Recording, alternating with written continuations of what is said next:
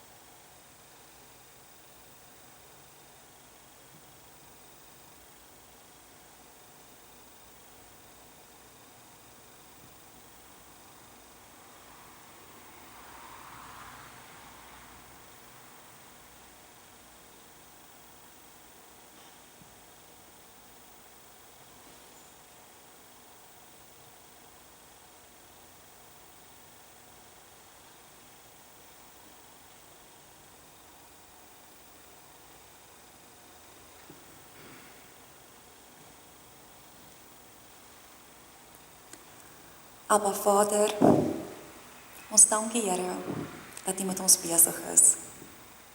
Dat U in ons lewens ingrypend werk. Here God, ons vergeet partykeer dat U by ons is. Ons weet dat U by ons is, maar dit beleef ons net partykeer nie. En dan maak dit Here dat ons so beweeg, dat ons vergeet om vanuit die kragveld te beweeg. Ons dankie Here dat U ons terugroep. Dat U ons herinner dat U anders kyk. Ons dankie Here dat U die heeltyd vir ons kansse en geleenthede skep. Ons dankie Here dat ons kan oorbegin by U. Dat ons kan skep van U lewe.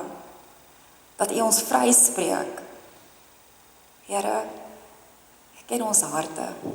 U weet hoe swaar ons dra aan party dinge. En het ons al lankal vergewe. U staan met oop arms. Maar ons sukkel, Here. Ons hou vas aan hierdie dinge wat ons bind.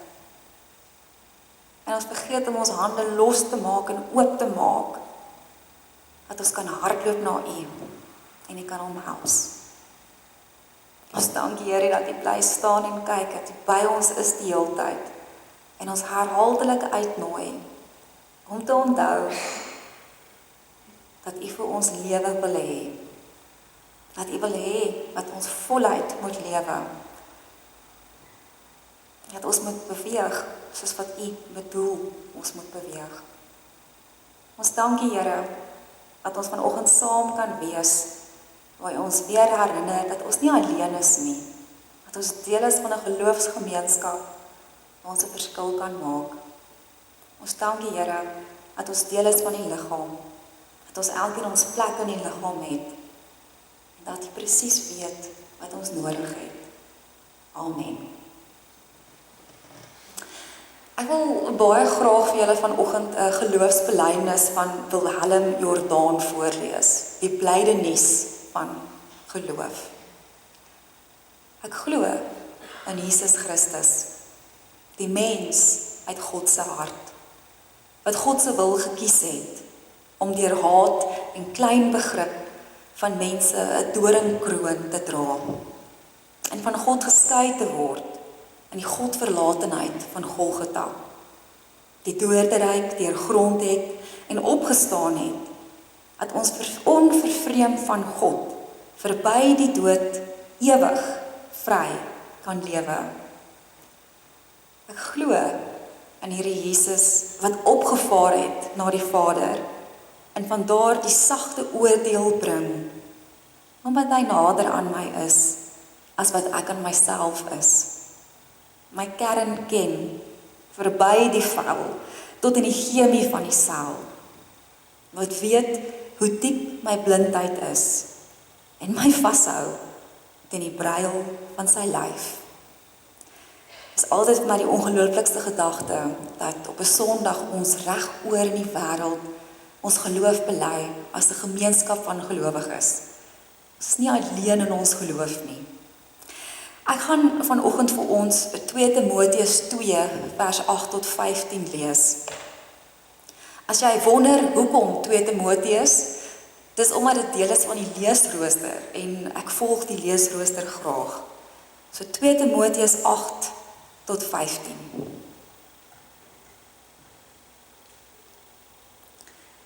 Ek gaan vir julle die 2020 vertaling lees. Onthou altyd dat Jesus Christus uit die nageslag van Dawid opgewek is uit die dood volgens my evangelie, waarvoor ek verdrukking ly, selfs in boeye, soos 'n misdadiger. Maar die woord van God is nie geboei nie. Daarom verduur ek dit alles ter wille van die uitverkorenes, sodat ook hulle die verlossing in Christus Jesus met ewige heerlikheid kan verkry. Die uitspraak is betroubaar. As ons saam met hom gesterf het, sal ons ook saam met hom leef. En as ons aanhou volhard, sal ons ook saam met hom regeer. As ons hom verloon, sal hy ons ook verloon. As ons getrou is, hy bly getrou. As ons ontrou is, hy bly getrou. Want hy kan homself nie verloon nie. Herinner hulle aan hierdie dinge en waarsku hulle ernstig voor God om nie te stry oor nuttelose woorde wat die wat dit aanhoor ten gronde rig nie. Lê jou daarop toe om jou voor God te stel as iemand wat die toets deurstaan het, as 'n arbeider wat hom nie hoef te skaam nie, wat met die woord van die waarheid die reguit pad aandui.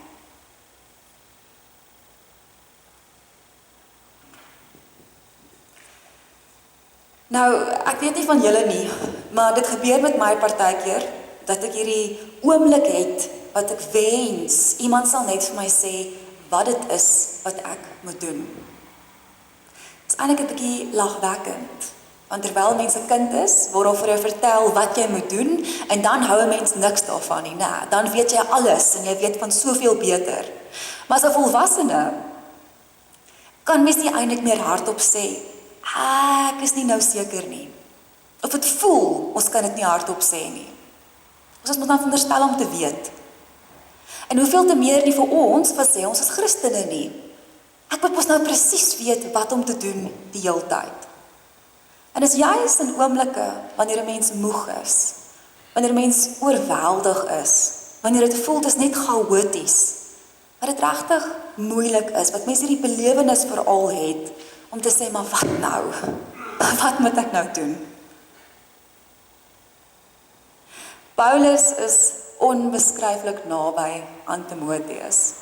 Julle sal onthou vanuit Handelinge 16 tot Handelinge 20, is daar hierdie verhale wat ons lees van hoe die twee saamwerk. Paulus ontmoet vir Timoteus baie kort nadat hy bekeer het. Hulle stap al 'n baie lang pad saam. En dan het Paulus eintlik hierdie oomblik wat hy besef, maar wag 'n bietjie.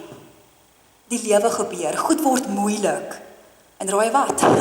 Ek gaan nie vir ewig lewe nie.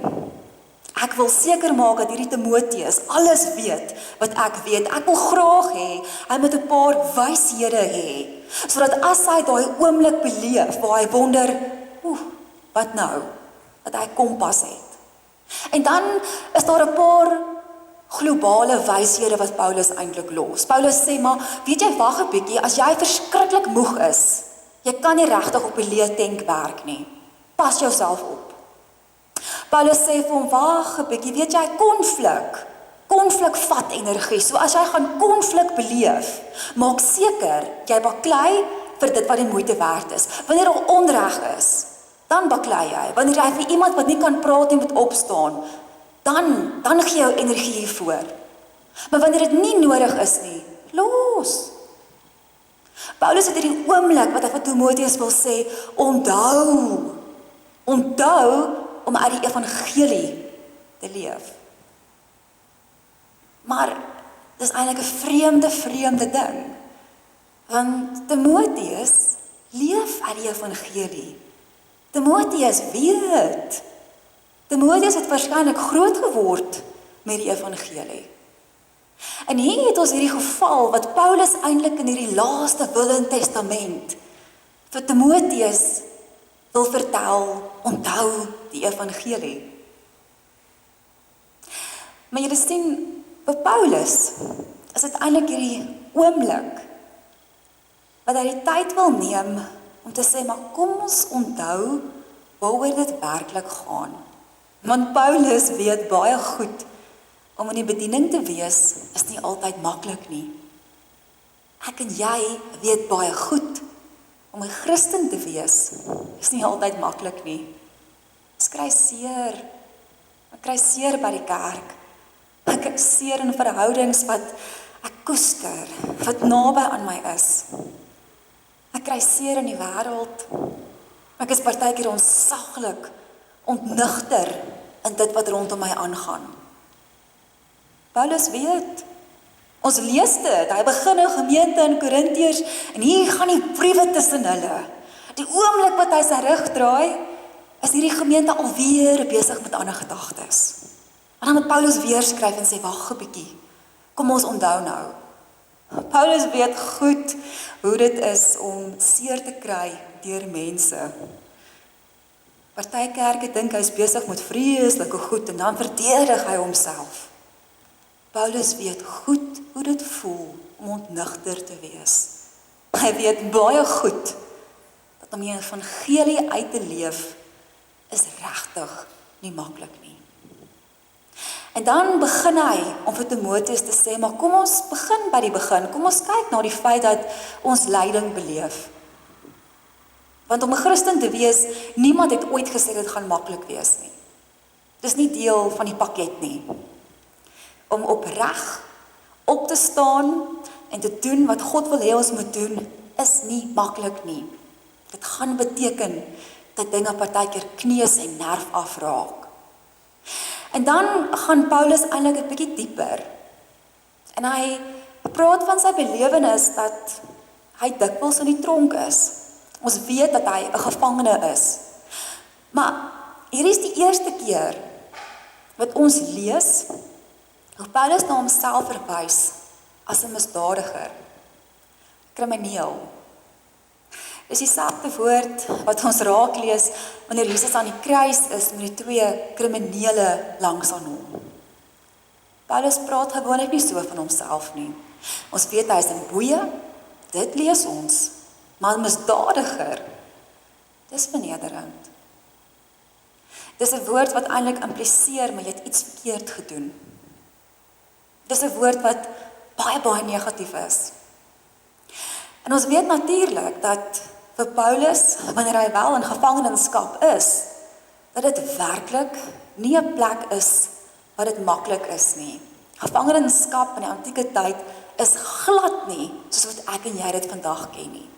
Dit is nie 'n sel met 'n bord kos elke dag en 'n kombers en 'n bed nie. Glad nie. Dit is gewoonlik in 'n barraks saam met 'n klomp soldate, waar jy uitgelewer is aan hierdie soldate, en waar hulle glad nie omgee of jy gaan kos kry of nie, is nie hulle probleem nie. Daar is nie eintlik 'n tronkstelsel nie, want normaalweg is jy net verhoor afwagtend, totdat die regter jou sien, en dan is dit of jy gaan dood, of ons spreek jou vry en jy gaan aan met jou lewe. So hierdie situasie is 'n situasie wat onbeskryflik sleg is. Dis 'n situasie waar jy uitgelewer is. En ons weet dan natuurlik dat wanneer Paulus hieroor praat, sal enige iemand wat dit hoor, onmiddellik weet, maar hier is nie 'n maklike plek om te wees nie. Dis ook 'n plek waar jy afhanklik is, en ons sien hoe Paulus so baie keer vir ander gelowiges dankie sê vir die ondersteuning wat hulle gee wanneer hy in die tronk is, want sonder dit sal hy dit nie kon maak nie. En ons sien dan natuurlik hoe Paulus met hierdie ongelooflike laagtepunt eintlik ietsie wil verduidelik van lyding, kry 'n ander perspektief wanneer ons leef vanuit die evangelie. Want vir Paulus is evangelie die heeltyd kruisiging en opstanding. Hierdie lyding word nie net daar gelos nie, die opstanding is ook daar. En hy plaas al sy vertroue en al sy hoop op hierdie wete, maar God werk in mense. God maak dit moontlik dat daar 'n verhoudingspotensiaal is. Dis vir hom hierdie ongelooflike aansporing om te weet dat binne in hierdie wêreld is God besig in mense waar ons God se hande en voete word. Dis vir hom die hoop, dis vir hom hierdie opstanding, die feit dat mense anders kan kyk. Mense wat voorheen as kriminele gesien word, kan anders wees, kan anders optree. Maar Paulus is nie net besig om vir Timoteus eintlik half iets wat hy al klaar weet weer te vertel nie. Paulus is eintlik besig om vir hom 'n tegniek te probeer leer. Hy wil vir hom leer visvang. Hy wil vir hom sê, Timoteus, jy ken die opstanding. Jy ken die feit dat ons uit die kragveld van God lewe. Jy ken al hierdie dinge wat ons mekaar elke Sondag sê. Maar wat beteken dit nou in jou lewe? Hoe leef jy dit dan nou uit? Dit is preslik interessant. Daar is hierdie gedagte wat praat van hoe reageer 'n mens wanneer dit swaar gaan met jou. En dan is daar 4 reaksies wat gelys word. Die een reaksie is dat wanneer ek in 'n posisie is van swaar kry, dat ek besluit om my te onttrek. Ek wil niks hoor van die situasie. Ek gaan na waar ek veilig voel en ek bly in my gemaksone. Julle kan al klaar hoor, wat soos 'n volstruis wat sy kop in die grond druk.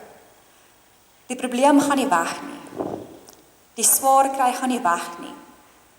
Al wat ek gedoen het is, ek maak of ek nie daarvan bewus is nie. Ek kill myself om te dink ek is veilig. Dis een manier hoe baie mense reageer wanneer dit swaar gaan. 'n Tweede manier, en dit word gesien as 'n bietjie meer verantwoordelik, word gesien as, maar ek besluit, hoe kan ek hierdie situasie nou bestuur? Wat het ek nodig om te oorleef? Ek maak my lysie, ek maak my plannetjie, en ek hardloop en ek gryp wat ek nodig het, en ek hardloop terug na my nes, my veilige spasie. Julle kan al klaar hoor, dis waarskynlik beter as die eerste opsie. Ek het dan nou 'n plan gemaak, maar weer 'n keer, het ek regtig iets aan die situasie gedoen? Het ek 'n manier rondom dit gevind? Eintlik nog steeds nie. Ek kruip weer terug na waar ek veilig voel. Ek probeer weer om te bly in 'n posisie wat ek voel, maar ek is in beheer. 'n Derde manier is natuurlik hierdie gedagte om te sê, maar goed, ek neem kennis. Ek neem kennis van hierdie gebeurtenis, hierdie lyding, hierdie seer, en Ek probeer om myself 'n bietjie in iemand anders se voete te sit. Ek skoene te plaas. Ek probeer myself te laat dink, maar hoe sal hulle voel? En vir 'n oomblik spandeer ek 'n bietjie tyd om tog na die situasie te kyk. En ek probeer om te verstaan en ek het simpatie. Ek kan verstaan hoekom die persoon nou so opgetree het of wat het gemaak dat hierdie dinge nou gebeur het. En dan los ek dit. En dan die vierde manier om te reageer is die manier om iets te doen. Dis natuurlik die een manier wat die heel minste gebruik word. Die meeste van ons is by 1, 2 of 3. Maar 4 vereis dat ek iets doen rondom hierdie situasie. Paulus gebruik die taal van geroepene. As jy nou vir Paulus vra oor hoe beskryf hy hierdie nommer 4, hierdie om iets te doen, dan gaan hy vir jou sê, maar jy is 'n kind van God. Jy is geroep. Nou, vir my en jou is geroep eintlik 'n vreemde gedagte, is dit nie? Dominees word geroep. Dis nie van toepassing op normale mense nie, nee. En dis absoluut nie waar nie. Vir Paulus gaan dit dat elke persoon is deel van die liggaam van Christus. Elke persoon het 'n rol en 'n plek om in te staan. En elke persoon, as hulle dit nie doen nie, word gemis. Die lyf kry seer as jy nie jou plek vol staan nie. Vir Paulus is dit onbeskryflik belangrik as ons praat oor opstanding, dat jy verstaan dat dit beteken jy is geroep. God het 'n plan met jou. En dan sê Paulus eintlik vir Timoteus, onthou jy dat jy geroep is. Onthou jy dat evangelie beteken, ek is geroep. In ons moderne taal is die woord wat Paulus eintlik kan gebruik, veerkragtigheid. En veerkragtigheid, die Engels is natuurlik resilience, is 'n woord wat baie modieus geword het. Mense hoor dit oral